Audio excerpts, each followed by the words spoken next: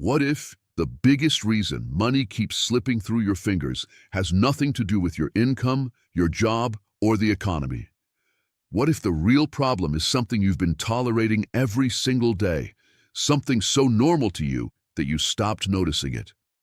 I'm talking about disorder, chaos, the quiet, invisible leak that drains your energy, kills your focus, and blocks prosperity before it even has a chance to reach you. Napoleon Hill spent 20 years studying over 500 of the wealthiest people in the world. Marcus Aurelius ruled the most powerful empire in human history.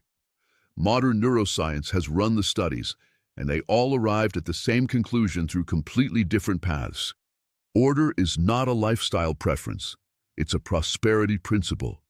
Stay with me, because what you're about to hear might explain why you've been working so hard and still feel like you're going nowhere. I want you to do something right now. Look around wherever you are. How does your space look? How does your phone look? Notifications piling up? Messages you keep meaning to answer? How about your finances? Are there accounts you haven't checked in weeks? Commitments you've pushed back again and again? I'm not asking to judge you. I'm asking because what you see out there is a direct mirror of what's happening in here. Researchers at the University of New Mexico published a landmark study in the Journal of Environmental Psychology that confirmed what philosophers have known for centuries. A disorganized environment directly reduces your sense of well-being, your ability to concentrate, and your capacity to make good decisions. Dr. Daniel Levitin, behavioral neuroscientist at McGill University, went even further. He found that cluttered, chaotic environments are linked to elevated cortisol, the stress hormone, and can contribute to chronic anxiety disorders in some people. And here's where it gets financially dangerous. Anxiety makes you impulsive. You spend to relieve pressure. You accept the first offer because you're too mentally exhausted to negotiate. You miss opportunities because your mind is too cluttered to recognize them. Professor Joseph Ferrari of DePaul University, one of the world's leading researchers on disorganization, put a number on it. The average person loses about 5% of their productive time to disorganization. Take your annual income and multiply it by 5%. That's the price you're paying for chaos. Every year. That's not a mindset concept, that's math. When people talk about Napoleon Hill, they talk about burning desire, faith, the mastermind principle. And those things are real and powerful.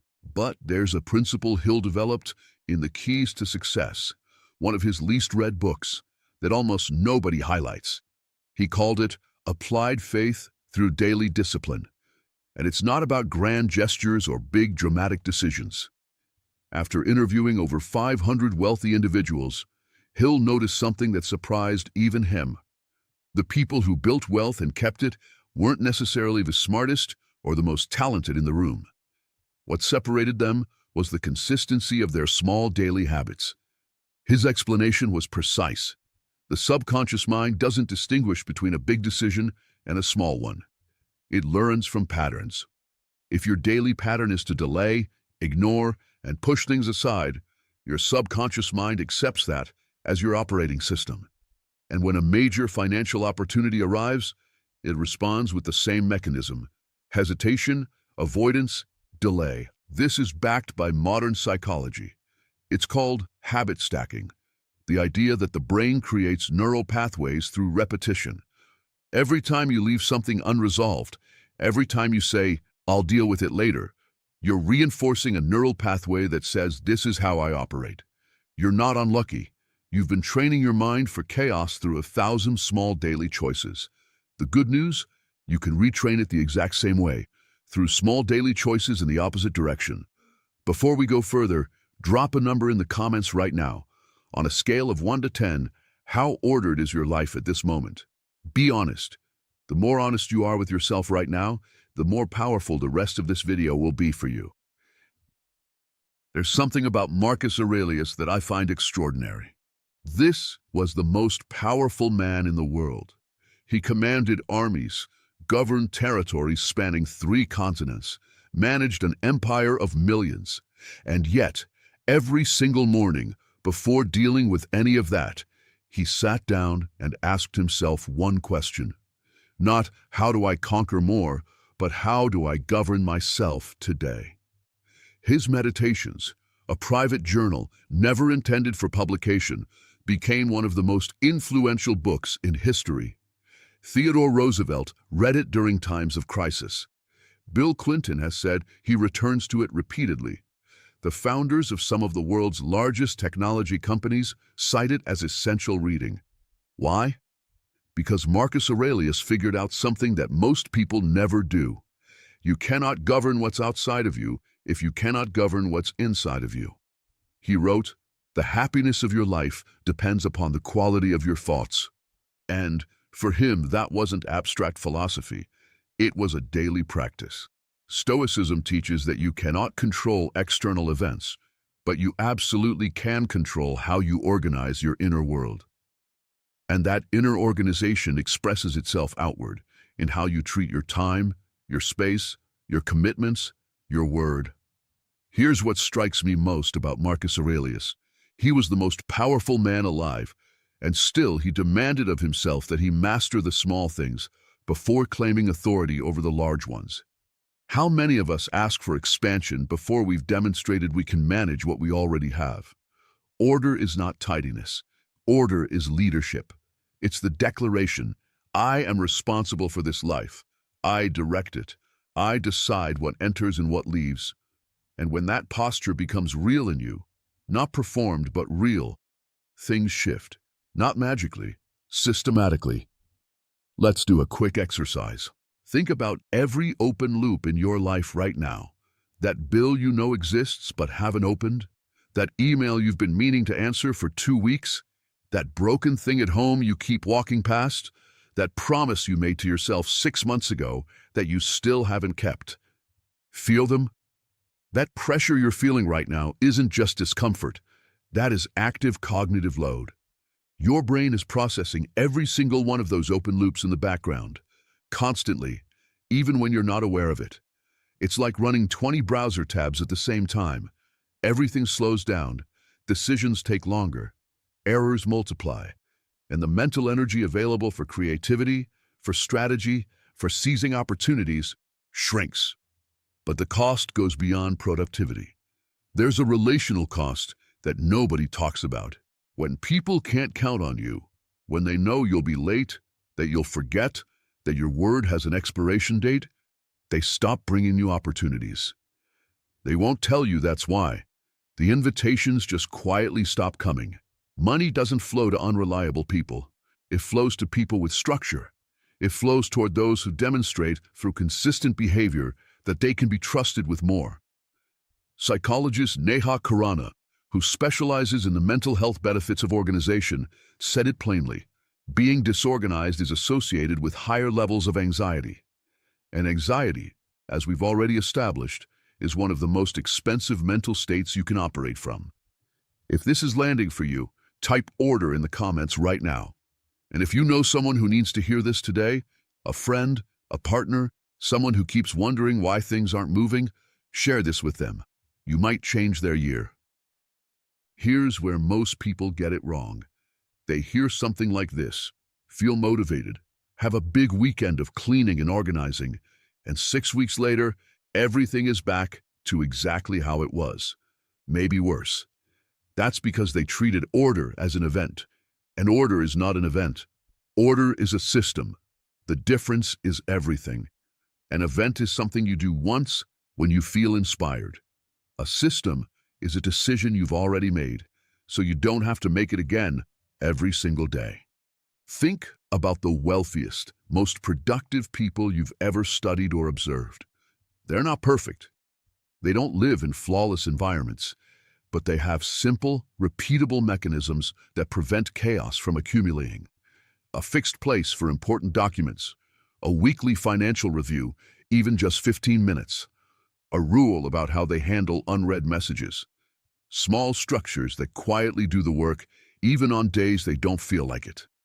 Hill called this organized planning, one of his 13 principles of success. Not just a plan, but a system that runs whether your motivation is high or low. Marcus Aurelius called it the practice of virtue, not the performance of virtue, but the daily, unglamorous repetition of small right actions. And modern psychology calls it habit formation, the process by which intentional choices become automatic behaviors that no longer require willpower. So where do you start? Not everywhere. Everywhere is overwhelming, and overwhelming leads back to avoidance. You start with one area, the one that's weighing on you most right now. Is it your physical space, your finances, your calendar, your commitments to yourself? Pick one, not tomorrow, today. One concrete action that tells your mind things are different now. Because prosperity doesn't wait for perfect conditions. It responds to demonstrated readiness. Before we close, I need to address something most people overlook entirely. The most destructive disorder is often not in your home or your inbox. It's in here.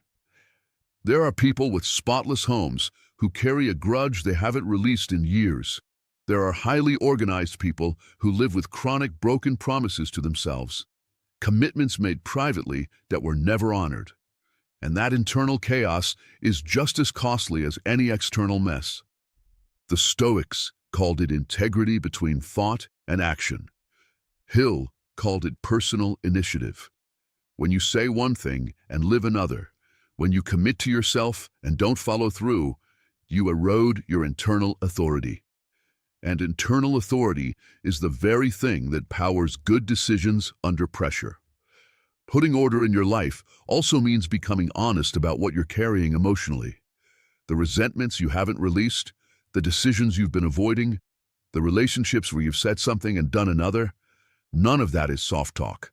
All of it has a direct financial cost, because when the inside is clean, the mind makes better decisions. And when the mind makes better decisions, consistently, over time, wealth follows. Not as a reward, as a result. Order is alignment, and aligned people attract different outcomes.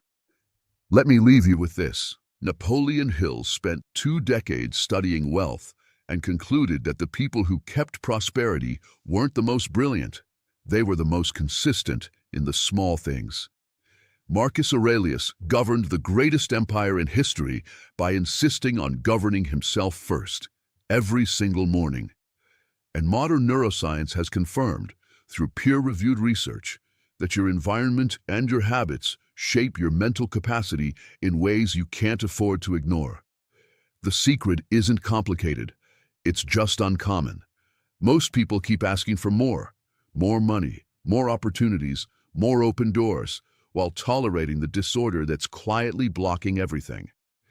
The ones who actually build something lasting, they start with what's in front of them. They close the open loops. They keep their word to themselves.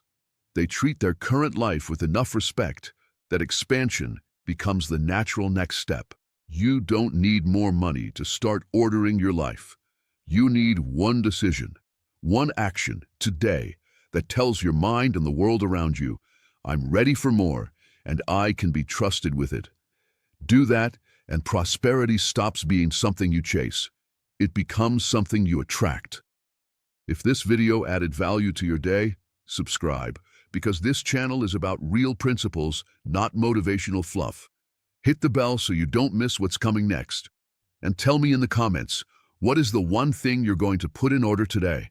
Write it down, one word, one sentence, because the act of writing it is already the first step.